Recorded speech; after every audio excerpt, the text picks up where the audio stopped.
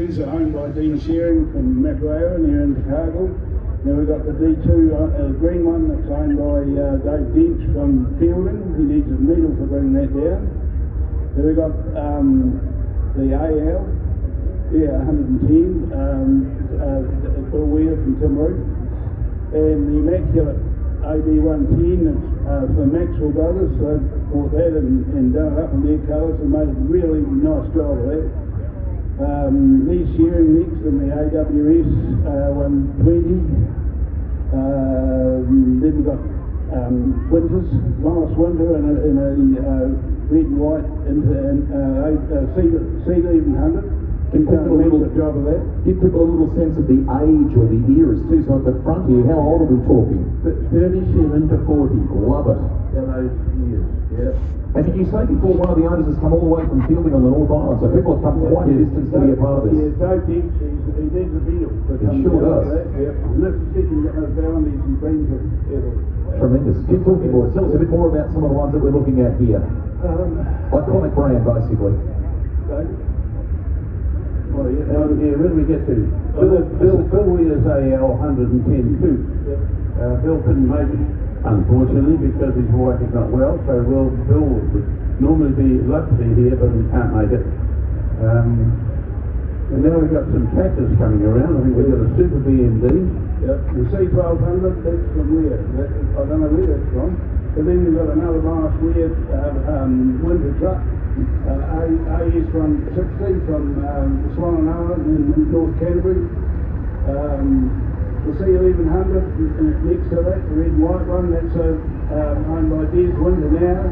It was rebuilt by Wayne Cooper, and who started was a very prominent service manager for I-8, and he's done that truck up as a tribute to his father. Then there's a T1100, 1110 rather. That happens to be my truck. And then there's a Scout, David's. You've got a story about that, David. The little blue truck is 1962 International Scout 80 four-wheel drive, manufactured in the Australian factory at Dandenong. Then we have Bruce McDonald's run that truck from the tower. He's very fastidious for Lord's gear, and it shows in that way. Way round further, we've got the Oak-wheeler T-line coming in. That's from Venom. That's from Venom. That's from Round Road. And behind that, we've got Oak-wheeler Garage in Parliament in North Canterbury and the Red East Line. Then we've got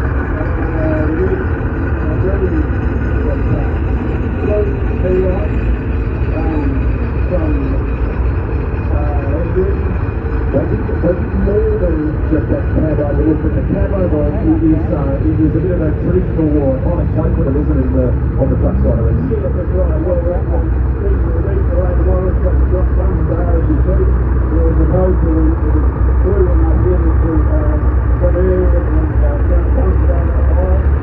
I don't know what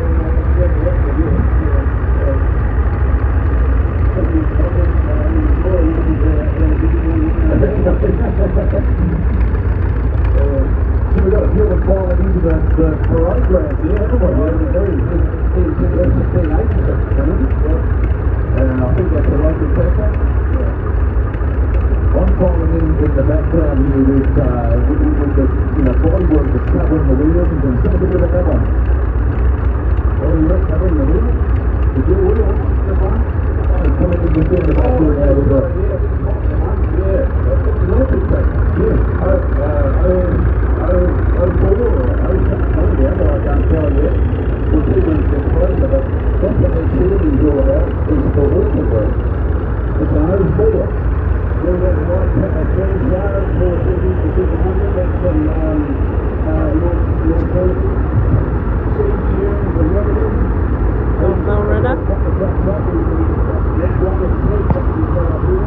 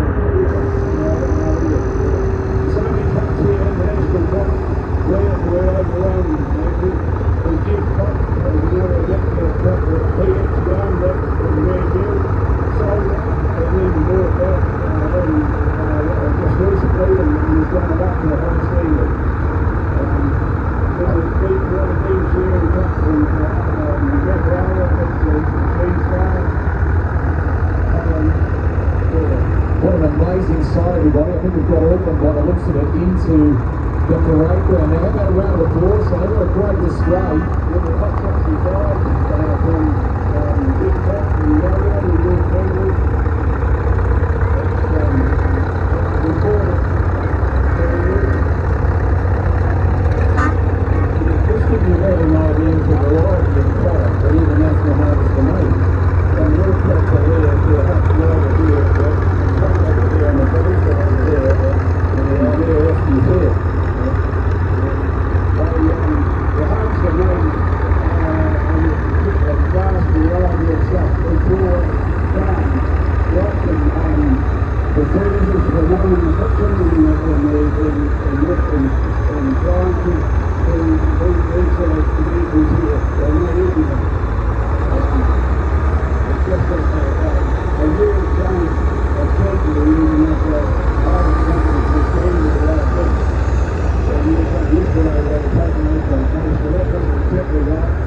Cakes are already poured over and typically for eating, and then the harvest got the trouble that going amalgamated under the teeth I know. And like I said yesterday, one out to New Zealand and one out to Australia with rival companies. But the gift from America is so great that the whole lot of the go.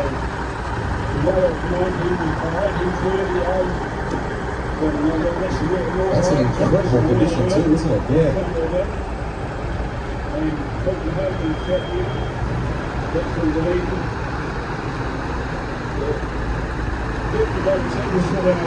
Was that what's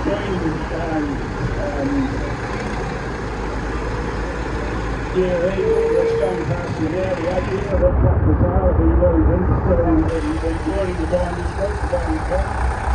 There's little Mexican brothers in the belief, you can see the quality drive they do it all themselves. It's a real cool picture, a real cool thing. Although when you detail the history there and what happened with the company, the fact that we've been able to preserve them is the right thing, isn't it? Yeah. And I wouldn't go off and everybody so keen to keep it doing,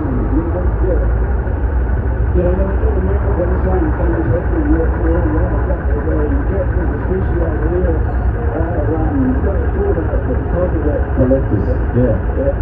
Yes, International Harvest folded up in 1984. It's over 40 years ago, and just look at all this product down here. It's still working so well and so faithfully. Just an amazing story. Given that happened, what happens with spare parts and things like that now? Yeah, well, you do what you can. I mean, because there is a certain amount of aftermarket. In the agriculture sector, there's a lot of aftermarket. You've got to. But in the truck business, you've got to go 100. Yeah. Yeah, you just got one buying one truck and getting buy another one, you work at the parts. Just tip it. And he's drowning me out. That's one truck. That truck there was a 1981 East line that was new to Northern Dairies in Kaitaia and shortened up from here to specification. Then the fire engine has been made a bit more practical than a flat vehicle. And this truck here is completed. It's got noise motor in it, which is now that's another story. You see, a lot of these the vehicles have got noise motors in them, which is a German motor, which noise was completely owned by Harvester Company. And when I was sitting in Hoffs in Christchurch, and they were bringing commodities from all around the world. From Japan, the engines and that came from America, the axles and everything came from Japan. And the civil structure and everything was built in Auckland, and it was built in Reading Road, it was put together in Reading Road. Happy Easter, guys. Happy Easter. These people in this red tea line here, that's the son and the daughter-in-law and the grandchildren.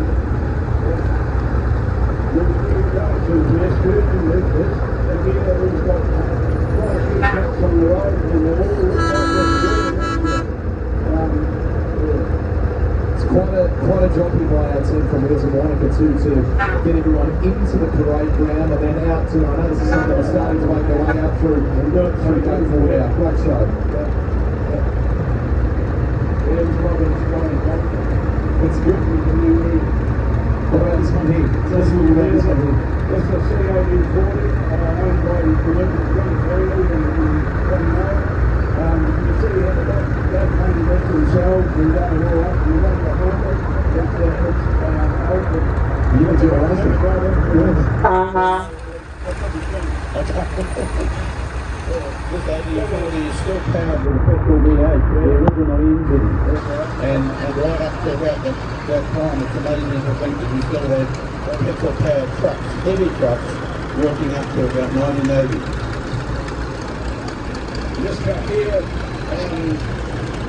the places an earlier T-bone that went on fire and kept to the ground with below the floor on the back.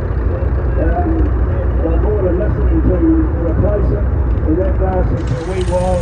And this is saying to me at the time that that's seemed like investors that was another 2700 with a max 444 motor on it. Cummins motor.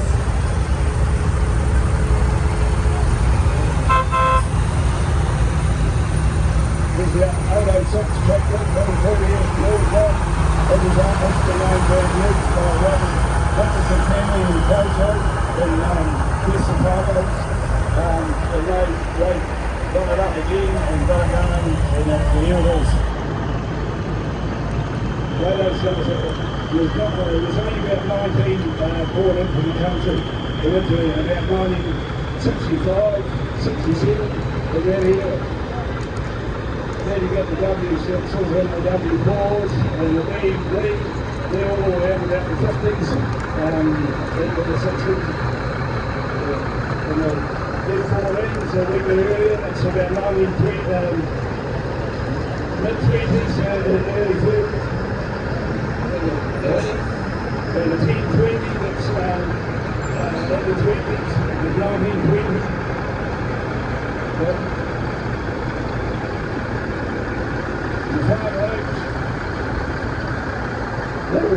That dates from about 1948 to about 52. But there's the C1300 that comes from Kenworth 4-wheel drive.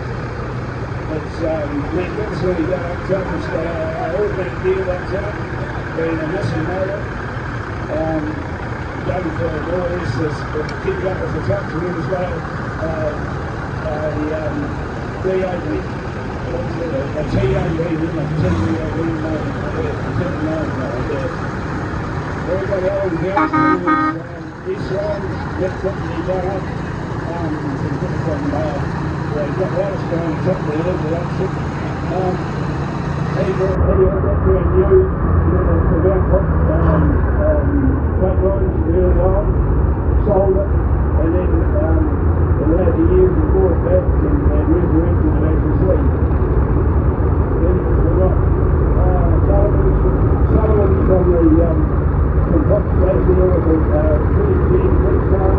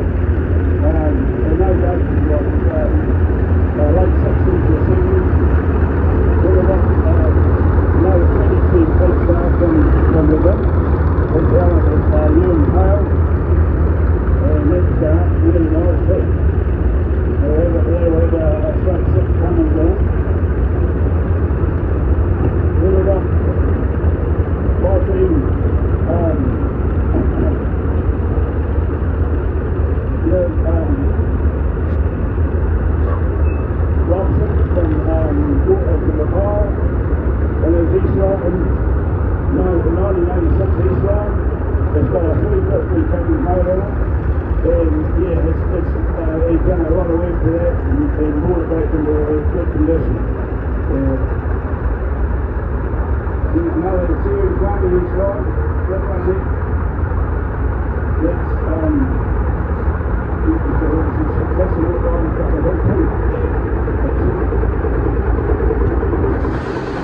There's 60 something trucks on the estate at the moment over these last few days, and some of them it's just impossible to find out. We've been on these trucks, so we just Well, you've done a super job though. When people want to come and have a look at them, you are down this end, I think, so the display is at the eastern end, if you like, of the Highlands Parade Ground. Now, where you can see the trucks starting out through the gate, you are welcome to go and have a look and chat with some of the owners over the course of the day, aren't you?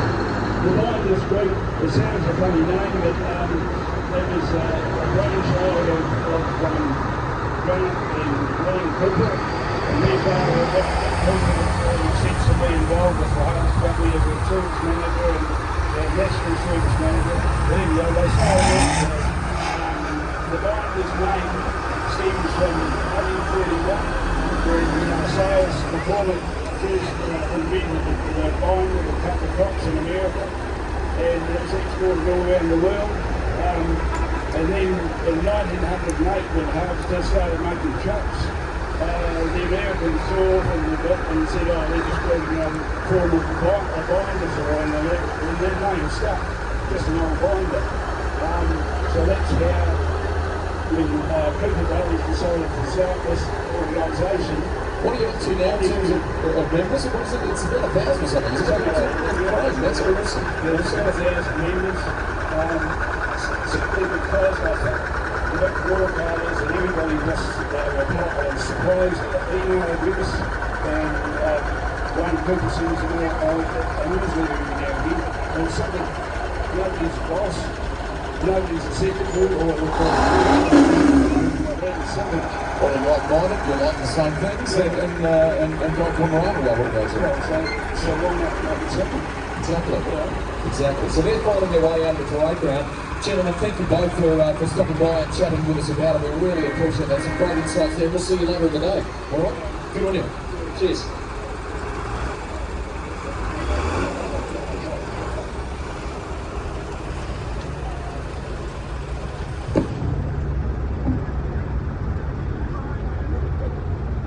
So shortly we have the South Pack trucks, the Kenworths, about to come into the ring, and they're all queued up, ready to go.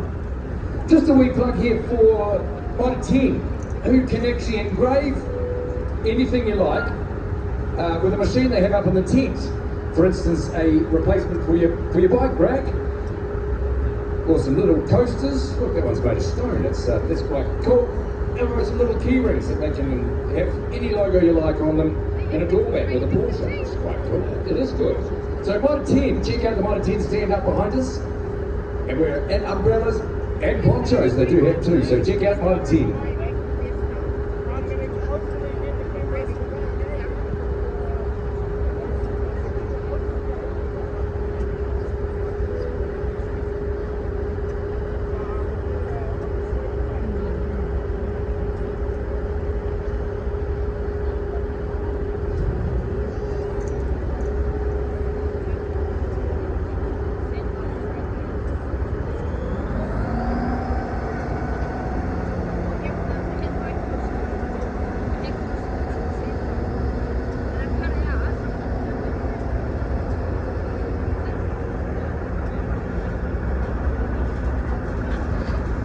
So just the last of the binders leaving the arena now, and as I said, South Pack trucks. We've got the guys ready to talk about the Kenworth trucks here on the stage.